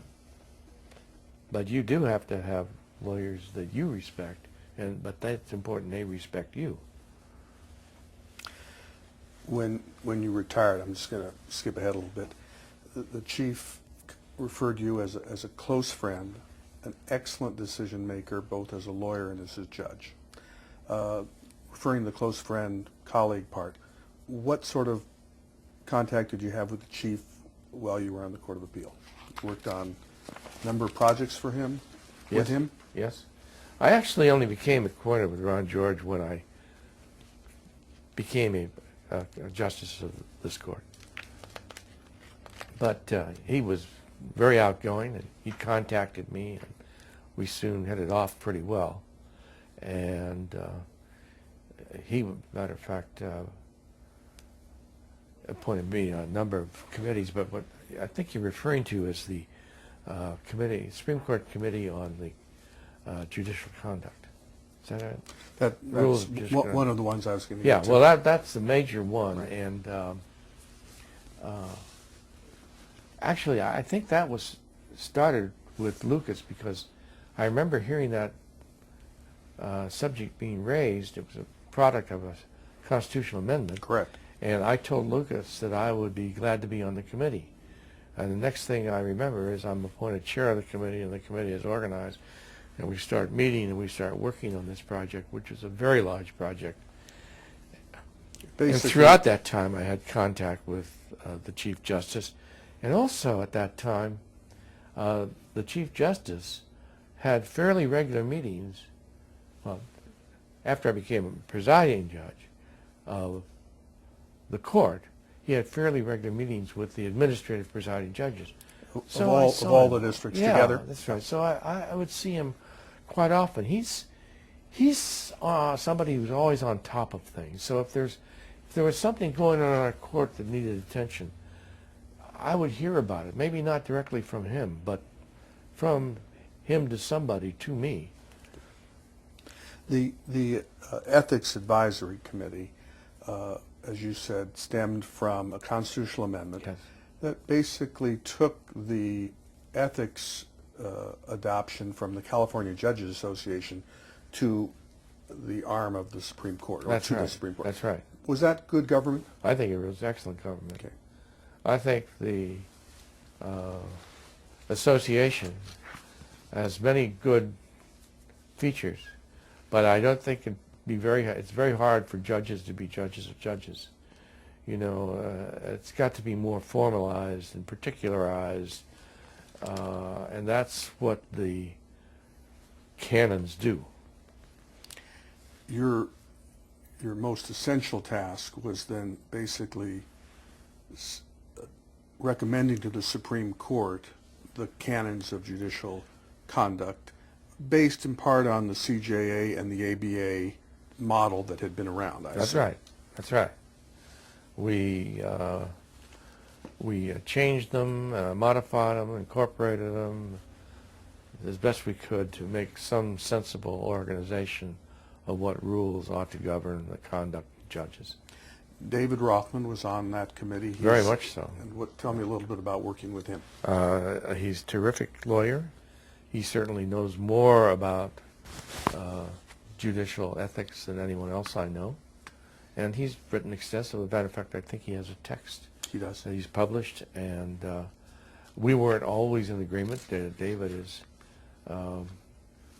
is absorbed with this subject, and sometimes I would see it differently than he did, but I would not want to have a committee on this subject without him on it. And he's an artist?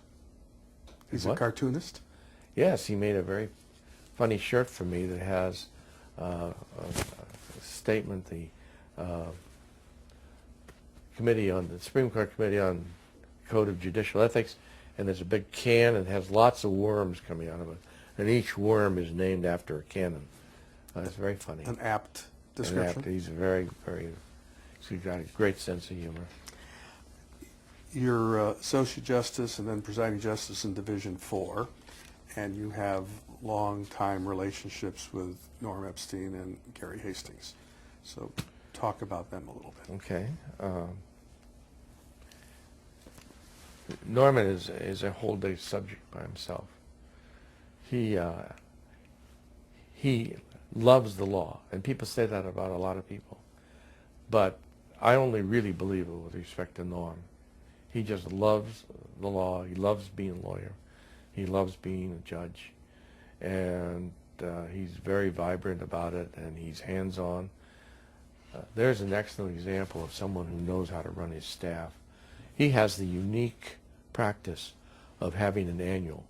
He has 2 regular lawyers that work for him, and then he hires a graduate of UCLA Law School who's recommended to him by the faculty.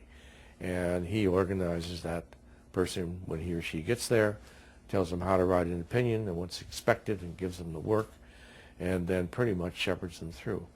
But I've seen Norm turn around and rough out an opinion, and then of course it'd be cleaned up by Laura or Charlotte, his regular lawyers. But he really cares about it, and if there's an issue in your case or his case, he's always ready and willing to talk about it, and he can come on pretty strong. Any dissents that he wrote, your opinions, or vice versa, that come to mind, or was that a rare occurrence? No, that we had disagreements. I think I've dissented in cases, and I think he's dissented in cases. Dissents were not a regular thing in Division 4, but I remember one time, one case that I wrote, he came into my chambers to talk to me about it, to tell me why I was wrong. And I told him I wasn't wrong, and I'm going to stick with my view. And he did that several times. And then we had the practice in Division 4 of conferencing before calendar. So we're having a conference, and my case comes up. And he starts talking, and I'm shaking my head like this. And he said, "Don't do it." And I said, "Some expletive, and get off of it." And so we ended the calendar, and I went back to my chambers, and I felt very badly about it. I've got to go in and apologize to him. There's a knock on my door, and come in, it's Norman. He says, "I want to apologize to you." I mean, that's pure Norman. Huh? He's such a decent man. So I will always admire him and like him very much. And Gary Hastings? Gary Hastings was a dream colleague. He is an experienced trial lawyer. He really understands what a trial is about. He teaches advocacy at the Institute for Practice, litigation practice. It's well known. And so when he talks about a case, he understands what happened, and he writes very carefully and very tight opinions, and you can always talk to him about the cases, and he will enlighten you. I loved him, and he worked. I mean, he really when dependency came to the court right early on, he went and took the very first course that was given on it. And then he started writing all of his own dependency opinions. And at one point, he knew more about dependency law than anybody I knew. He's a great fellow. I see him socially still. In the Legacy Project, we asked Gary to interview his father. and that was really That should have been great. quite something. Yes. Um, And I didn't say about Dan Curry, who was a wonderful colleague. He is a gregarious Irishman, knows every funny story that's ever been told, but what he really knows is he knows every greasy spoon of downtown Los Angeles. He was general counsel at the Times, and he knows Los Angeles like the back of his hand, and he was quite a conscientious judge. Good. You had mentioned Margaret Morrow briefly, and she was president of the county bar right around the time you were. She was president of the state bar right around the time that you were. Right. And of course was married to Paul Boland. Yes. Tell me a little bit about Paul. About Paul? Paul. I didn't know Paul well. I knew he was professor, adjunct professor at UCLA, and what's the project for the lawyers that he would... He ran the clinical program. Yeah, he ran the clinical program. And I heard more about Paul rather than I knew about him. I went to Margaret's wedding, Paul's wedding, and I always found him to be a very warm, human guy, and he cared about everything. He cared so much sometimes that being as I am, I thought he cared too much, but he surely won a great reputation, and he was the right person to be on the Court of Appeal. I'm going to stop you here because I need to change my tape. Okay, we're just about... We talked earlier about consolidation as a method of court reform. Recently, there's been some discussion at the Court of Appeal and Supreme Court level about giving the Court of Appeal some of the death penalty cases or build that into the Court of Appeal's jurisdiction. You have some thoughts about that? Yes, I think it's wrong. And why is that? I think it's wrong because if you are aware of the philosophical disposition of the justices in the different districts, you will find a great disparity. I just think that putting someone to death is so significant. Everybody ought to be operating off of the same game plan, off the same set of rules, off the same ethical code, the same values. I don't want to disparage any district, so I'm not going to make particular references. But I know, at least I knew when I was on the court, there's one big difference between the view of how you handle a criminal case in one district versus another. And I think that would come through loud and clear in death penalty cases. And I don't mean to say that people wouldn't do what they think the law requires or what is right. But the death penalty itself is imposed with respect to the whole background, history, and makeup of the individual. Even the most heinous crime, the sentencing report and the recommendations of the court include all of that material. So I just would not do it. The constancy of having the same 7 people look at every death case is what gives it somewhat of a level. I think it legitimatizes it. Otherwise, it's the luck of the draw. And I mean that even if the whole court, Supreme Court, was conservative or if the whole court was liberal, using those terms. It should be the same moral compass that drives the determination of the death penalty. It shouldn't be 6 different compasses. Now, what about an idea that was discussed at some point? In fact, Stanley Mosk even testified in front of the legislature on this 10, 15 years ago about dividing the Supreme Court into 2 panels, a civil and a criminal panel, and would that speed up the death penalty? Might speed it up, but I know about that recommendation. I oppose that. And the reason I oppose it is I think about that the same way I think about someone spending their whole career sitting criminal. I know there are some very good judges who that's all they've done, and they're very good at it. And actually it may be preferable to some defendants. But I think at the appellate level, there should be some balancing in your experiences so that you don't start to think of the world as all one way or the other way. And I think it's better the way it is. I don't know of any reason to do that now other than efficiency. And as I mentioned in one of my opinions, I don't think expediency should be the driving force of how you do the law. Another issue for lawyers and judges is MCLE. Your thoughts on MCLE for lawyers, Court of Appeal justices, trial judges? I think MCLE has merit for lawyers. The problem with MCLE is that it doesn't apply to all lawyers. I believe public lawyers are exempted. It wouldn't have gotten through the legislature unless it was that way.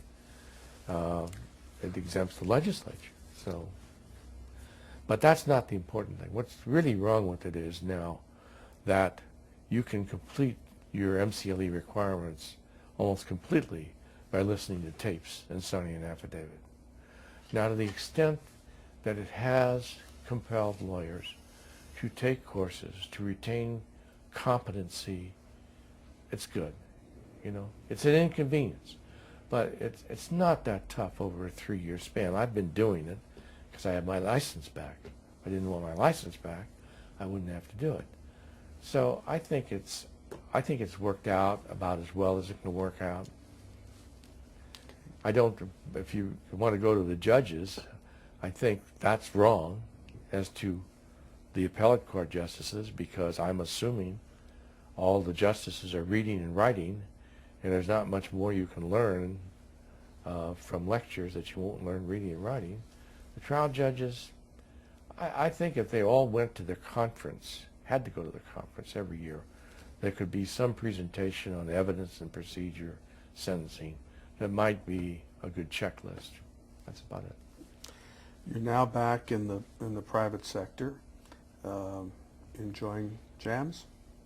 Yes, mostly.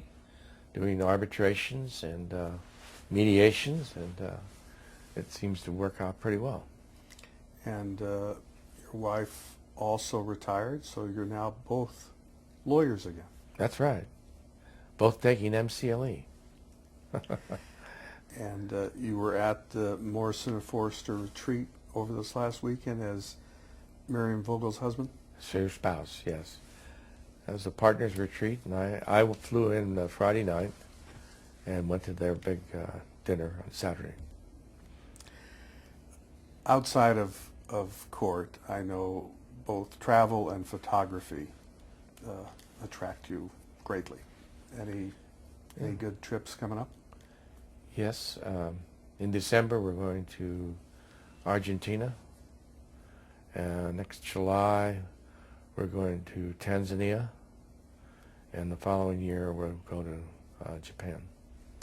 And there's this video supposedly on YouTube called Dancing with the Monks in Bhutan. I don't know if it's on YouTube, but there is an event in my life when we went to Bhutan. I think that would be about 94. And at that time, only 6,000 people a year were admitted to Bhutan. Could you get a visa to get in there? And they didn't have any hotels that you'd recognize. It was all pretty rough. They were locations where climbers and that sort of thing would go. But it was an absolutely beautiful country.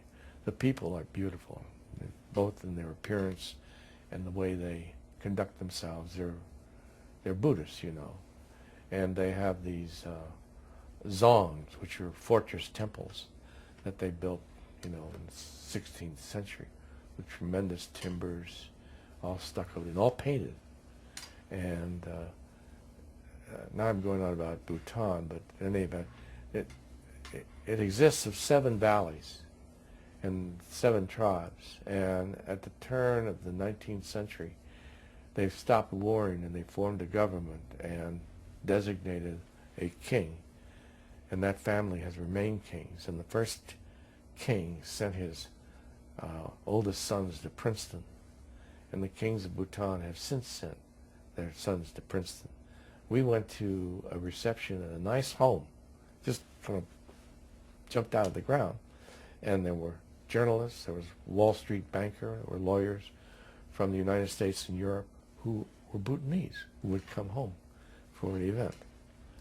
It was a great trip, and the bit about the dancing, I was coming down a trail from a place called the Tiger's Nest, where a temple had been built literally into the side of a cliff, and how they did it, I don't know. It's remarkable.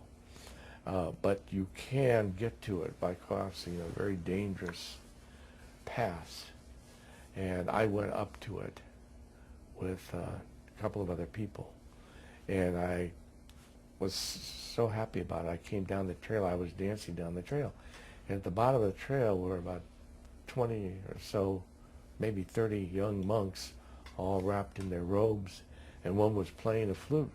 And so I danced down the trail, and they gathered around me, and they danced, and the picture you're referring to is the end of that event. That was a happy moment. Well, unless there's anything else you'd like to talk about, I think that's a great way to end the interview.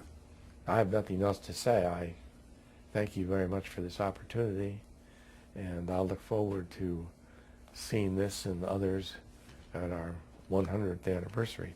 Fair enough. Thank you. Thank you.